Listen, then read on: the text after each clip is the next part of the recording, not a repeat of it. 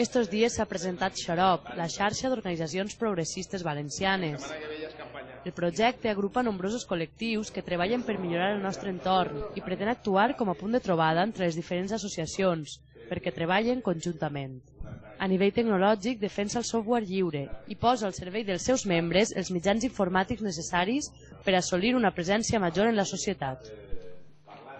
És un projecte que portem temps pegant-li voltes en el sentit de millorar el que és la coordinació entre totes les associacions, organitzacions, entitats, col·lectius valencians que dia a dia treballen per millorar el seu entorn. Per tant, anem a fer un punt de trobada que ajude a difondre millor des d'una agenda progressista del País Valencià, des de conèixer-nos més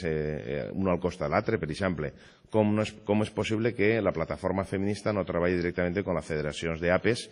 perquè és un tema que clarament poden treballar conjuntament. Anem a ajudar a posar en contacte. I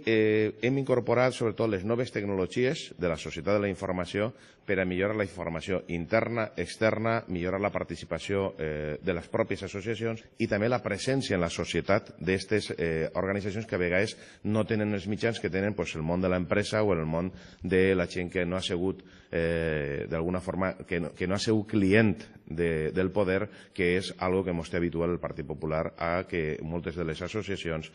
són clientelars, perquè si eres amic ho tindràs tot i si no eres amic i eres crític no tindràs res i te pot fer problemes.